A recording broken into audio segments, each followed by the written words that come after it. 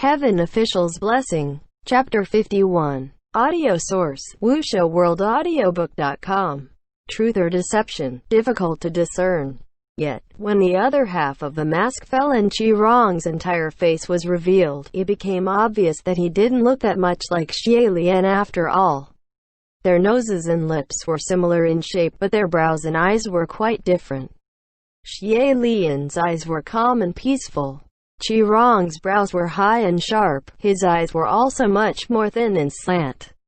He was certainly still a good-looking young man, but anyone could see just from his face that he wasn't one to mess with. After having been beaten to a bloody pulp, he could finally squint open a slit of his eyes, and blurrily noticed the one grabbing him had changed form, and dressed in red. Qi-Rong had never seen Hua Cheng's real face, but the moment he saw the red robes he was shocked and furious. "It's you. It's you." Hua Cheng had changed back to this true form. "You haven't answered my question. How did Prince Enlil die?" Because of how frightening his eyes looked, Xie Lian rushed forward and cried. San Lang. Humans and demons alike had all already cleared the cave, and Xie Lian ran to his side. "Are you alright? Don't be angry. Please don't be angry. Everything's fine. Just calm down. Everything's fine." He gently rubbed down Hua Cheng's shoulders a few times, and his voice becoming soothingly soft. When Xie Lian was younger, whenever he got angry or upset, his parents would always stroke his back like this, and comfort him with their gentle voices, and thus he used the same method on Hua Cheng.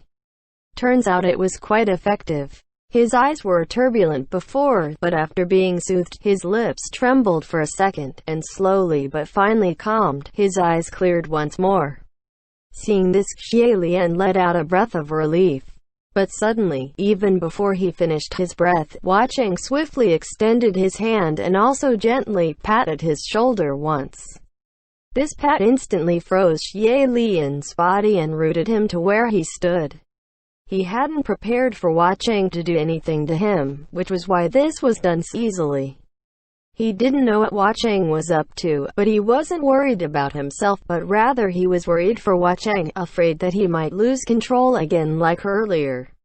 He was about to open his mouth to ask, when he realized not only could he not move, he couldn't speak either, and felt he may have gotten into a rather difficult situation. The Qi-Rong may be weak in fistfights, but his mouth was certainly tough, and started cursing while still covered in blood. "You fucking crazy one-eyed snake. Did I fucking piss you off while eating in my own fucking house?" Hua Cheng smiled, then smacked his head down onto the ground again before pick it up. "How did Prince Enlil die? What the fuck does that have to do with you?" Qi-Rong cried, and Hua Cheng bashed him down again. "How did Prince Enlil die?" This went on repeat for a while, and Hua Cheng kept his cool smile, dribbling his head like a ball, violently bashing it for over 10 times. Although violent, Qi-Rong couldn't die, and because he couldn't die, it was insufferable. Even a skull made of steel couldn't stand this kind of torture, and Qi-Rong finally changed his tune. "If you're so free, why don't you go read a fucking history book?" Hua Cheng laughed coldly. "If history books recorded the truth, why would I come and ask a useless trash like you?" He lifted his hand again, and Qi-Rong yelled, "It's Leng Qianqiu." He was killed by Leng Qianqiu. The Daruma doll in Xie Lian's arms jerked, and started shaking vigorously. It was shaking too hard and Xie Lian couldn't move to hold it down, so alas he watched as the Leng Qianqiu Daruma doll fall out and onto the ground, madly spinning back and forth. Hua Cheng didn't turn his head, but he undid the spell. A blast of red smoke and Leng Qianqiu's form leapt from within. He was royalty, high and mighty, and had never been wronged like this his entire life. He pointed at Qi-Rong in rage. "How could you insult me like this and smear my name? Enlil and I were friends. Who did you say killed him?" Qi-Rong was also shocked to see him jump out. "You're Leng Qianqiu. Why the fuck are you here too?"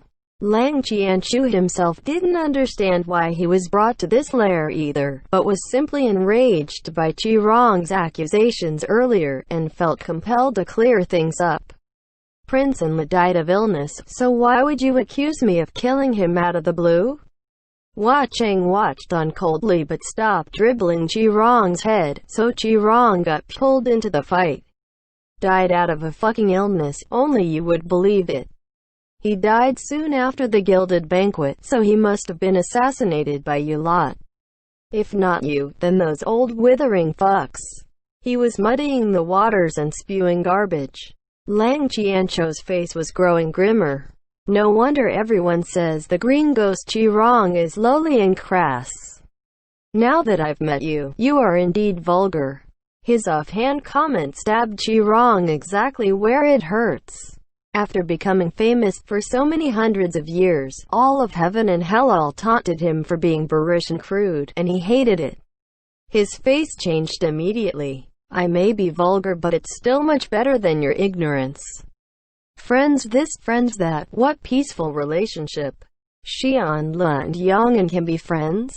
Coexist in peace. You're as fake as your shitty parents, disgusting. Hearing him insult his parents, Lang Qianchu was furious. Shut up. My esteemed parents were sincere and genuine, not fake. I won't allow you to spit on their names. Qi Rong spat. You're all nothing more than the descendants of some rebels, who gave you the fucking right. What sincerity? To donate titles and land to us, people of Xianle? Shameless. You robbed what was ours, then handed it back out like it's some sort of a gift? Everything you owned had belonged to Xianle. Lang Qianchu was not skilled in arguing, and actually froze and stuttered. You. Qi Rong saw how he stammered and felt a rush of satisfaction, and resolved to aggravate him even more. He laughed. Even if you guys killed Enlil, it was a profitable death. Xianle lost but won, but Yong'an paid an entire gilded banquet. Too bad we couldn't kill you too, and have you all taste what it's like to end an entire bloodline. Hearing this, Lang Qianchu was bewildered. What did you say? Xie Lian mentally cursed. He so desperately wanted to bash Qi Rong back into the ground the same way Hua Cheng did, and shut him up. But with this petrification spell, he couldn't move a single muscle. What do you mean you couldn't kill me too? Qi Rong only wanted to avenge himself on that vulgar comment, and boasted. Truly the fruit doesn't fall far from the tree. My lord's stupidity spans hundreds of years. My eyes are opened. Think, us Xianle are thoroughly disgusted with you Yong'an. Whoever doesn't hate you is unfit to be called a citizen of Xianle. Did you honestly think the royal descendants of Xianle would be friendly with the royalties of Yong'an? It was all to infiltrate your guard, make it easy to plot, and wash your gilded birthday banquet with blood. Xie Lian was struggling to break free, and Lang Qianchu was frozen to his spot. After a moment, he stammered. The Prince Enlil and the head priest were on the same side? Lang Qianchu was filled with anguish, thinking that his beloved teacher and friend had conspired against him together. However, contrarily, Qi Rong said, Head priest? That wicked head priest Fang Xin? Who the hell is on the same side as him? Lang Qianchu heard his question and was baffled. You awash the gilded banquet with blood, but the one to do so was it not the head priest? Were you both not on the same side? He was thoroughly confused. Who the fuck knows where that evil cultivator came from? Qi Rong replied. It had nothing to do with him. Listen up, Lang Qianchu, the blood spilled at your Yong'an gilded banquet was all done by the people of Xianle. Enlil had already planned to kill off every single fucking rebel blood at the banquet, but that fucking weirdo head priest of yours suddenly busted in. Enlil had thought the plans failed and ran to me for help, asking me what to do if he was discovered, but who knew that very night it was announced the one who fucked everything was that head priest, and he became wanted in the entire kingdom. It took Lang Qianchu a while to process that information. If that was the case, then why didn't you speak up? Qi Rong clicked his tongue. Are you fucking dumb? Why would I say anything? Was it a bad thing to have someone take the blame? Can you level me up to it, Supreme, with this lie? He was relishing this more and more the more he spoke. I get it. You couldn't believe it, right? I heard you nailed your own master in the coffin. What a fucking idiot. You killed the wrong person. Hearing that vile, hearty laughter, Xie Lian closed his eyes and cursed again. Lang Qianchu was trembling with rage. You're wrong. He then whipped around and shouted towards Xie Lian. If that was true, even if he didn't say anything, why didn't you? Qi Rong spat out a broken tooth. And who the fuck is that? What, are you all here to have a fucking party in my cave? Everyone ignored him. Lang Qianchu demanded. If you didn't do it, if you didn't kill, then why did you admit to fault? Just then, Xie Lian's body became loose. Hua Cheng had undone the petrification spell. However, it might have been too late. Lang Qianchu was waiting for his response, and Xie Lian stood up slowly, working out the kinks in his wrists and joints. After a pause, Xie Lian blurted the words. Complete nonsense. Lang Qianchu had fully expected him to say, it's true, just as he said. Yet, the words Xie Lian uttered completely revoked his own relief of guilt from Qi Rong's recount. Qi Rong was pissed. Complete nonsense? Says who? Says I, Xie Lian said. He looked down on Qi Rong and said, all this fibbing and empty words, what proof do you have that the ones who spilt blood at the gilded banquet were the descendants of Xianla? Qi Rong was amused. All the killed are dead, so what proof? Besides, it's been hundreds of years. What proof is left? Which is why I say this is all complete nonsense, Xie Lian replied. Xianla and Yang and Heir dynasties of the past, long lost to time. Is there any point to you stirring up trouble with nothing more than bits of history? The tone of his voice startled Qi Rong, and he looked as if he was remembering something, squinting his eyes. Xie Lian turned to Lang Qianchu and said in a calming manner, I killed your father. You saw with your own eyes. This was during a time soon after my second banishment. I was filled with frustration and caused a great wrong. This is all my fault. There's no need to drag anyone else down with me. This man is full of deception. Dragging the prince and Li's name through mud was only to avenge himself of your comment on his vulgarity.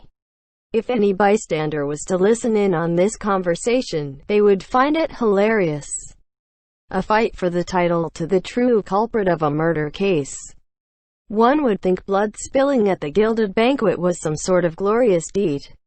Lang Qianchu was in turmoil and profoundly confused. He held his head and thought for a long while before speaking. That's right. It was you, and no one else. He had seen with his own eyes. That night, he ran to the gilded palace excitedly, only to see the black-clad head priest pull out a thin, long sword from the chest of his father, splattering blood everywhere.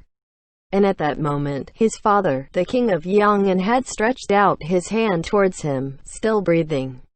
It was after he had rushed over that hand was dropped limply.